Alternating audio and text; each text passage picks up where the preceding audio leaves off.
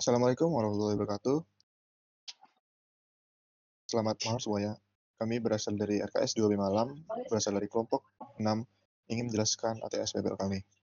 Judul ATS PBL kami adalah perancangan infrastruktur jaringan kantor skala kecil yang dimana menggunakan pendekatan defense in depth sebagai model keamanan berlapis.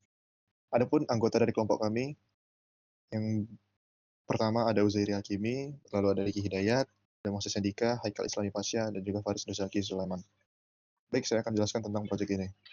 Proyek ini berada di kantor dengan skala kecil seperti UMKM, yang dimana sering sekali mengabaikan keamanan jaringan karena dianggap tidak pernah menjadi target serangan atau kejahatan.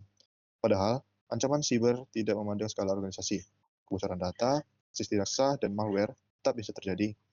Pendekatan defense in depth menjawab kebutuhan ini dengan membangun keamanan berlapis, di mana jika satu lapisan gagal, lapisan lain tetap melindungi sistem. Baik, selanjutnya akan dijelaskan kepada rekan kami, yaitu adalah Faris Nurzaki. Baik Moses, terima kasih atas kesempatannya. Di sini saya akan menjelaskan tentang tujuan proyek ini.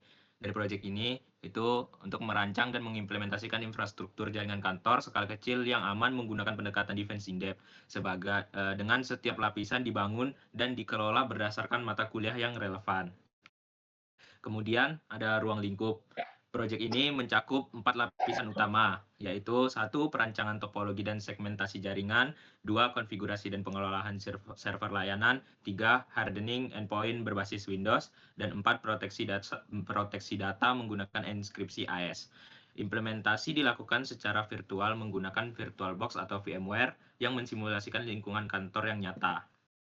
Baik, saya kembalikan ke Moses. Baik, terima kasih atas penjelasannya, Faris.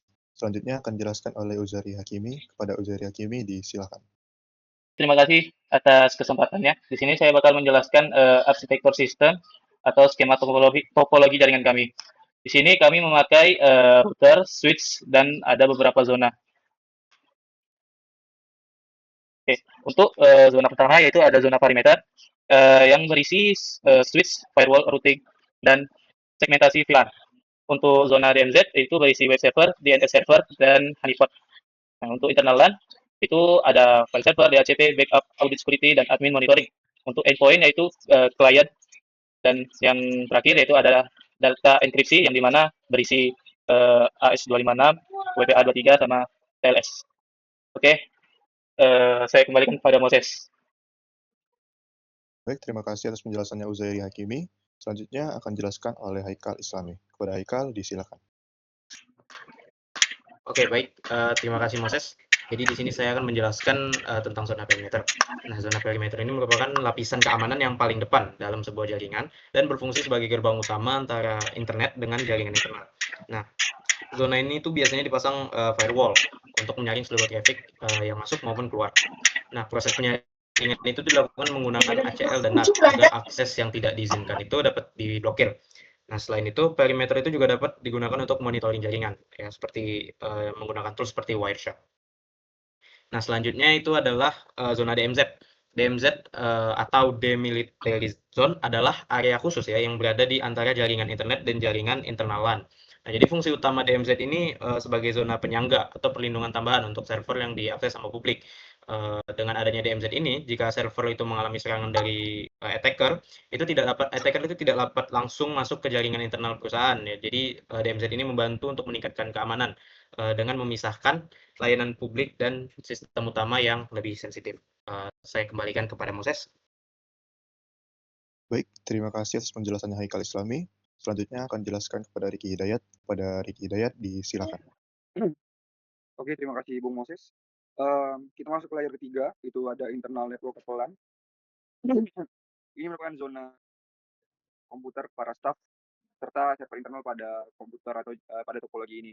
Kemudian fungsi dari internal LAN itu adalah wadah operasional yang mana area ini tidak boleh diakses langsung oleh internet luar. Dan strategi keamanan pada topologi kami itu menggunakan prinsip less privilege, yaitu karyawan hanya bisa mengakses server internal hanya ketika mereka membutuhkan atau hanya ketika mereka benar-benar membutuhkan untuk kerja. Kemudian layar keempat ada endpoint zone atau keamanan endpoint. Ini berisi access point dan endpoint, yang mana access point itu bisa berupa WiFi dan kemudian endpoint itu bisa berisi laptop, isi klien atau smartphone yang terhubung pada jaringan internet. Endpoint ini merupakan target paling rawan karena berinteraksi langsung dengan manusia, yaitu rentan akan phishing, malware atau dari klien penggunanya. Boleh dilanjut? Masuk kepada bagian deskripsi atau mungkin bisa dibilang ini crypto layer. Di crypto layer itu berfungsi untuk menjembatani internal LAN dan endpoint zone, yang mana ini merupakan lapisan tempat algoritma kriptografi bekerja. Dan fungsi utama itu memastikan data yang bergerak pada sistem dari endpoint menuju server internal itu tidak dapat disadap atau diubah datanya tengah jalan. Itu bisa disebut dengan man in the middle attack. Oke, itu mungkin sekian dari saya. Saya kembalikan kepada Moses Indika. Baik, terima kasih penjelasannya Riki Hidayat. Terima kasih telah mendengarkan dari SPBL kami. Sekian dari kami. Terima kasih. Selamat malam. Assalamualaikum warahmatullahi wabarakatuh.